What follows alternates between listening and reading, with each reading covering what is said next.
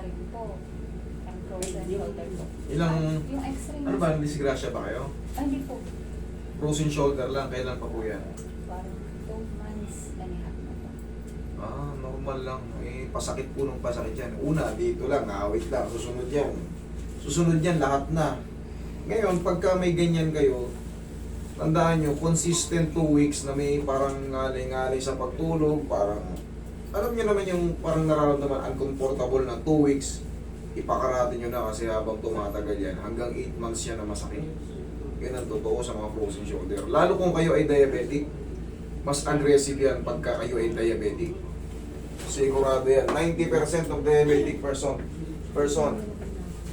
bibisitahin ganyan. Kundi si may diabetic siya.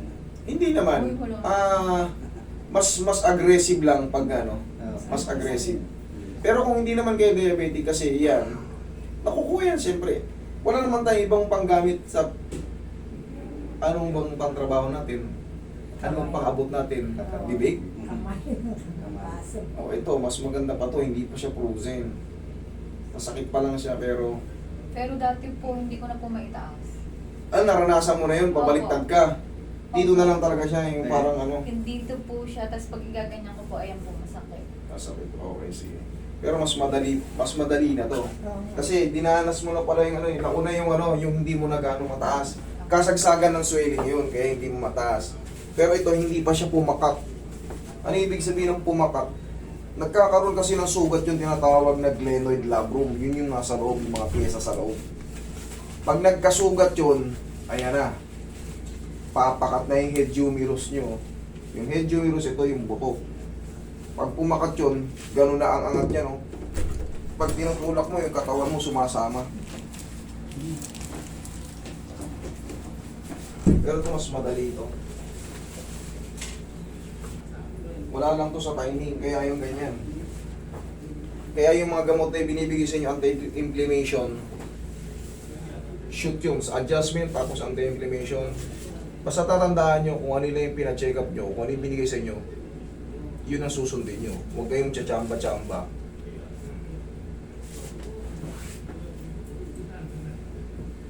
Tagilid kayo, ma'am. Higang patagilid.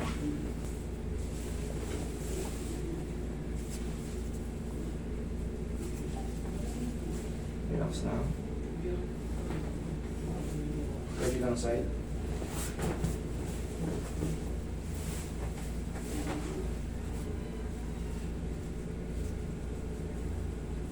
Relax na.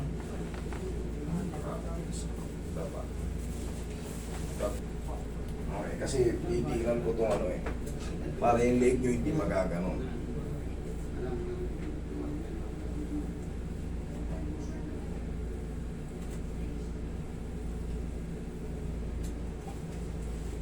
Relax na. Akala niya, nag-disconnect na, sir. I-disconnect na. Ayan, ito ako, nag-disconnect na yung aking... minsan ako na nag-therapy.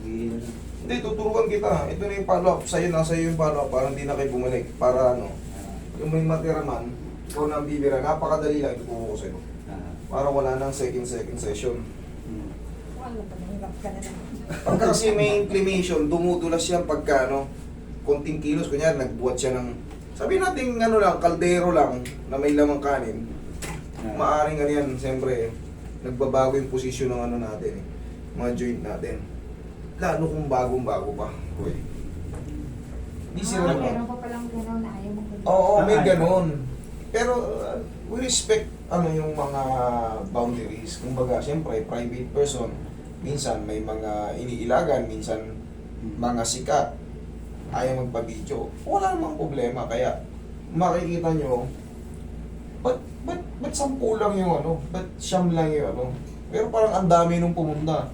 Siyempre, hindi nagpapa-video. Okay? Exhale. Pero ngayon, makikita nyo, putol-putol ang dating. May mga oras yan. Para mas convenient.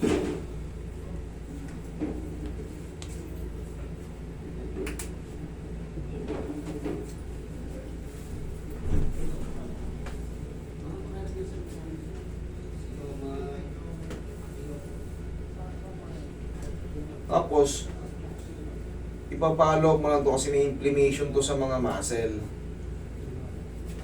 Ganito ako. Gamitin nyo to, maniwala kayo sa akin, Pau.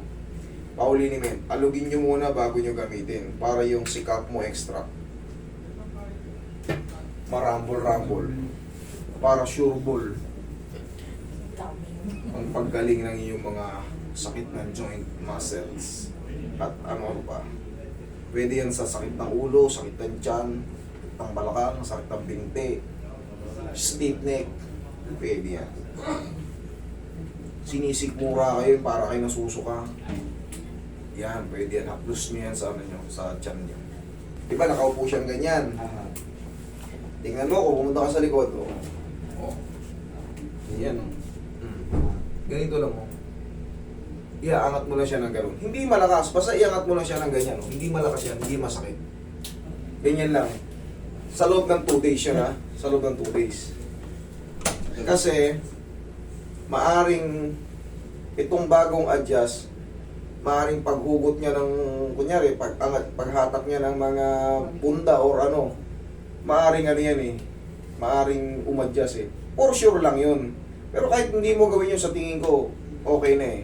Pero, mas maganda yung para siyang na self-therapy. pag ginawa ko na. Ganunin mo lang. Para sure, para hindi na kayo mag-report dito na, Master, para sumakit ulit, inangat ko lang yung ano, nag-angat lang ako ng kunting ano, bagay. Kasi pag may inflammation, mas madulas yung loob. Mas ano, pag nagalaw siya, mas mabilis siyang magbago. Yun ang ano. Kasi sa mga muscle ni ma'am, nagre-react eh. Pero, haplusin nyo lang ng pawian. O kaya, yung binigay sa inyo ni Doc na medicine, yun ang pinaka-the best. Combination with me. Adjustment, anti-inflammation, sigurado, baklas ang pain nyo. Relax na. Thank you.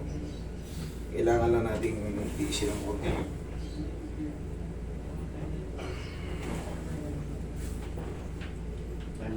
Gusto mo na palagutok ka. Parang gusto mo palagutok.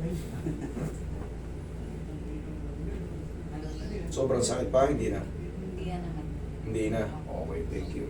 Ma'am, kung may matira mang konting pain dyan, that is normal because of swelling or inflammation. Tapos, ilang araw yan, wash out na yan. Okay. Okay, medyo sobrang lambot na yun. Shoot na yan. Okay, ma'am? Thank you.